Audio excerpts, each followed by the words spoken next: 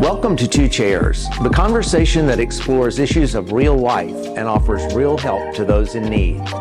Capillary Human Services proudly presents this program as a public service and invites you to pull up a chair and join us for the conversation. Hi, everybody. My name is John Nosacka. I'm a licensed clinical social worker, and I'm the Director for Mental Health Services here at Capillary Human Services. And Brian, you want to introduce yourself? Yes, hi, I'm Brian Gros. I'm a child psychologist and the Director at Children's Behavioral Health Services. Thanks, Brian. Thanks for coming. Yeah, thanks for having me. Before this, you and I were texting back and forth about some topics we might want to cover, and one of the ones we were talking about was at this time of year, we hear a lot of people talk about the stress of the holidays or maybe the doldrums of winter and how, but in the work that you do, working with children, stress and depression, it doesn't always look the same in kids as it does with adults. How would you help others who are working with kids or caring for kids? Would you direct them to kind of identify whether they have a child who's struggling with holiday stress or winter blues? So yes, holiday stress, blues, and even depression certainly can occur in children as well, and it can look a little bit different. What you are looking for in children or teenagers are changes in their behaviors. Those who care for kids like parents and teachers, grandparents, close family members, they know their children and teenagers better than anyone else. So you're looking for significant changes in their behaviors and significant changes in their moods, maybe significant changes in their sleep habits. Maybe they're not eating as much, losing weight. So changes in those type of symptoms, maybe significant changes in their behaviors, becoming more socially withdrawn, or becoming agitated and more hyperactive than usual. Those can be keys or yellow flags to that there might be something going on. For kids and for teens, it may even be different. For young kids, the withdrawal that you're talking about, and maybe withdrawing from family. For teens, withdrawing from family is kind of normal. Right. But maybe hearing that they're withdrawn from some of their friends. Withdrawing from friends. Activities. Yes. And not seeming to enjoy activities that they typically enjoy. If they're spending most of their free time during the usual days off of school, like weekends, playing video games or watching videos or communicating with friends, if they no longer seem interested in those things, or if they no longer seem interested in sports, and they were previously interested in, where they just don't seem to enjoy things that they used to enjoy, those are yellow flags to look out for. Yeah, I was talking with someone else in another interview about how when we think something rises to a clinical nature and and professional help is indicated, we're usually talking about something that's been going on for months, and there's a seriousness to it or to the changes. Right now, what you and I are talking about is subclinical. It's not things that maybe rise to that level, but it's still things that family and parents want to address. Yeah. What would you suggest to a parent that says, look, my daughter just hasn't been themselves, and with the holidays approaching, it just seems like they're becoming more, let's say, lethargic or more withdrawn. What would you suggest to them to try to bring their little life back into their child or their teen? Trying to get your child or teenager back into some sort of routine can be helpful. Maybe spending time alone with your child is especially important. During the holidays, adults, parents, family members, we all get busy with shopping, preparing for the holidays. We're trying to get caught up on work, household activities, but trying to make sure you set time aside for your child or teenager. Even if it's just watching a movie. Without saying much is very important. You're reminding me of some tools that I used to use with people.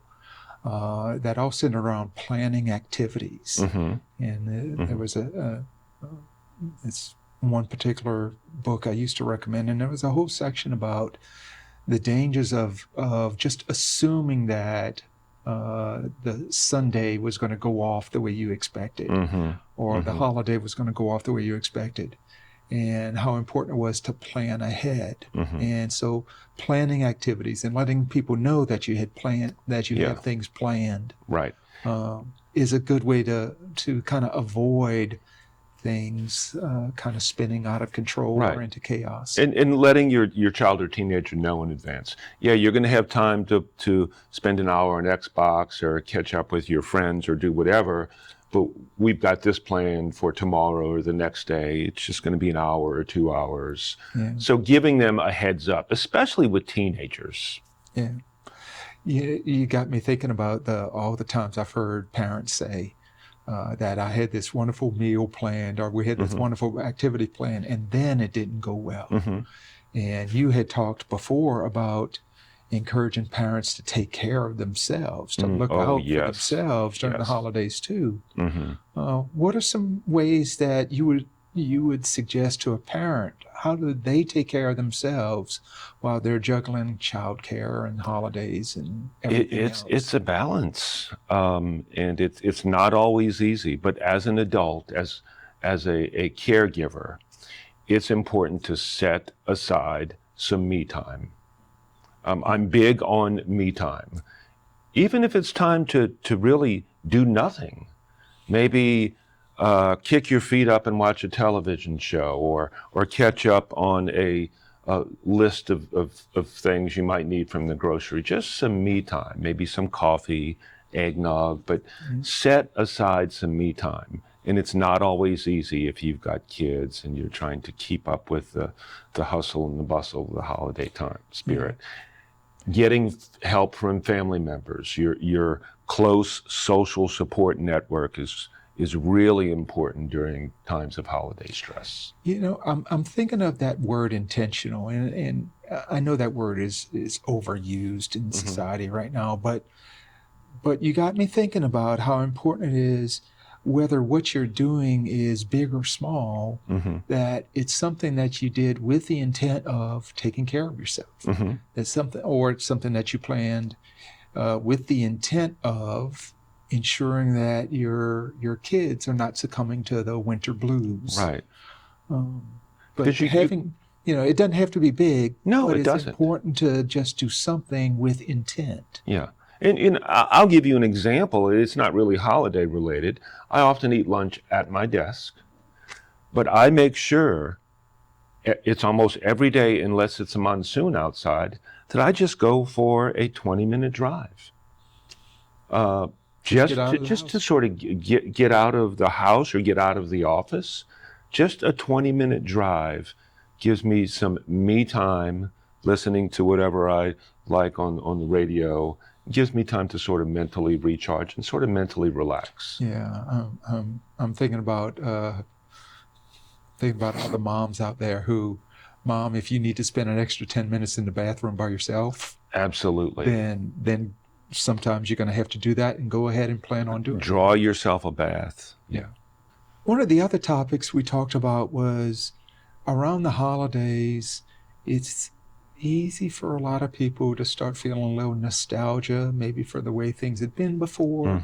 Maybe they start to miss some of the people that had been around before that aren't around. And sometimes with dealing with grief, it's not as easy to pull from kids that's what's going on with them. Right. They're grieving for losses. Yeah. You had mentioned before, maybe it's people, maybe it's pets, maybe it's friends that had to move away, or friends that are at a different school now. What are some of the things that you've experienced working with kids around grief and loss? Yeah. I think, something that's in this just sort of happened almost on its own. What I can't think of the word I'm using for spontaneous, maybe? Spontaneous, natural, but it's another word. where parents and children who may be grieving the loss of a close relative, grandmother, grandfather, or father, they made an ornament to put on the Christmas tree, Oh, I've seen or that. something to remember the person by. Yeah, And I have two another young. intentional activity with a goal of addressing that Yes. grief. And I had loss. two really young children draw just really remarkable pictures of their pets that they were missing. Pets were at the last Christmas, Yeah, and they put something on the Christmas tree. yeah. I've seen clear ornaments that could be stuffed with drawings or keepsakes, and certainly you can hang pictures. Lots of people with kids have pictures hung all over their refrigerators, but maybe you can also hang some from the tree. Yeah. And if you're spiritual, certainly a family prayer. Yeah. And it's important also for parents to check in on their kids if they've lost a loved one during the past year or two, to see how they're doing over the holidays. Yeah. And it's okay to miss someone. It's okay for a child to miss a grandfather, grandmother, aunt, uncle. Yeah. And one of the best things a caregiver can do is listen. Is there ways that you would address this with a young child? With teens, they can kind of articulate things almost as well as an adult. Yeah. And so just simple conversations can sometimes be had. Yeah. But with younger kids, it's not quite so easy to It's make not. that conversation. So are there any tips for Getting how back talk to young kids? some sort of activities, even saying, I miss Papa or Grandma. A lot of us miss him. How about we put together some ornaments or something that we can put on the tree or mantle and get the whole family involved, and the child would be able to participate and make one of his or her own. And sometimes a hug, just a hug, and say, "Oh, that's beautiful. I'm so glad you did that. I know Nana or Papa would be happy. I'm so proud of you." Yeah. And just a hug. Yeah. It's almost like we're saying, let's just go ahead and assume that there's something there, Yeah. and try to create some activities that are child appropriate. And even if there's not a lot there, that's still okay, and it's still a wonderful gesture. Yeah. Yeah. Well, Brian, thanks so much for talking with us today. Well, thank you, John. If someone has a child that they think is struggling and may even need professional help, how can they contact Children's Behavioral Health? Well, we're pretty easy to contact. Here in Baton Rouge, area code 225-922-0445. Just tell them you'd like to see about scheduling an appointment or seeing how to get in the clinic and schedule something with a social worker or counselor. And we can certainly, we would enjoy being of help. Okay. Thanks, Brian. Thank you, John. Thanks, everyone.